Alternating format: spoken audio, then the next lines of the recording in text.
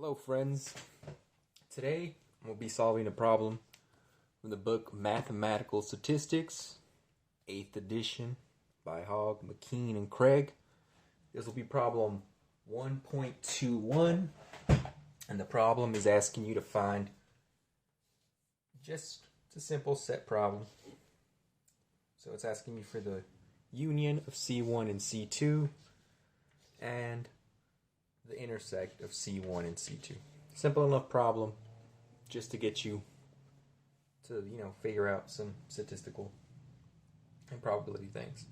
Nothing crazy for the book so far. And so it gives you three different sets, three different versions of C1 and C2. So for the first one, you get C1 being equal to 0, 1, 2. And C2 being equal to 2, 3, 4. So this is simple enough. The union of these two is just all the terms combined. So that's just 0, 1, combine it to one set, I should clarify. 0, 1, 2, 3, 4, no need to write duplicates since they're sets. We don't really need to. And as for intersects, simple enough also. It's just any of the points that are both in here and here. So 0 is not, 1's not, 3, 4 is not. The only point at which they intersect is 2. So that's A. Let's go to part B.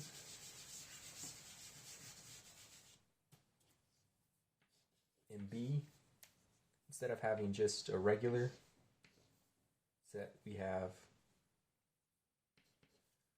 instead of giving this a range, we're given x such that it fits this. X is less than 2 and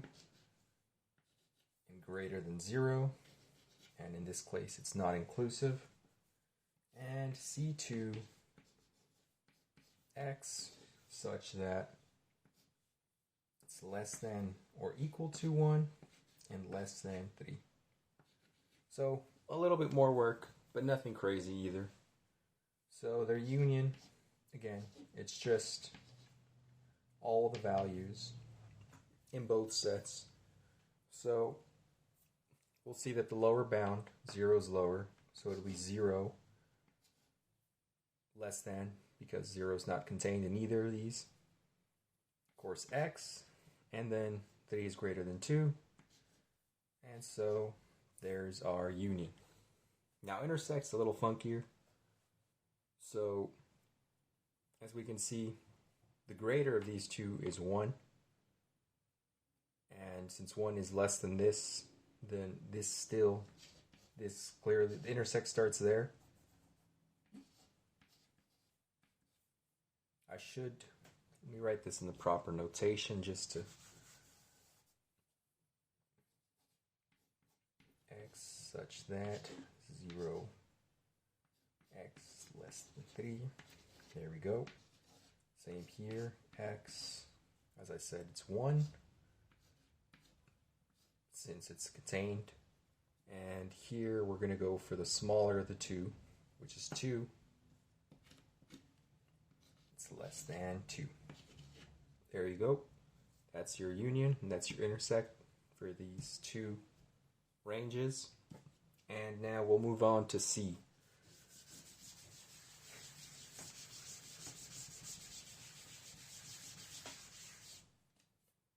Now for C, it's not too different from B. The only difference is that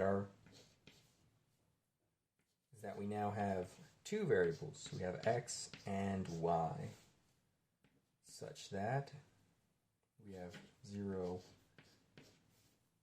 x is greater than 0, but less than 2, and 1 is less than y, it's less than 2,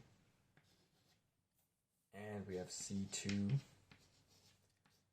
x, y, such that 1 is less than x, which is less than 3, and y greater than 1, but less than 3.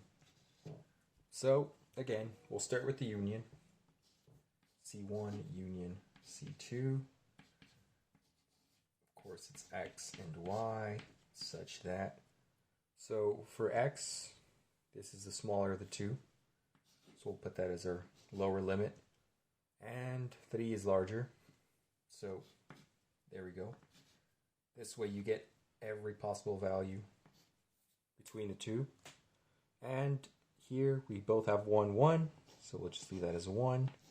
Y, and again, 3 is larger. So we get the union there, plain and simple. As for their intersect, C2, from here we can see that 1 is the greater of the two. And since we want to get the values that are in both, but not outside of the other, we'll start with 1. And we take the lesser of these.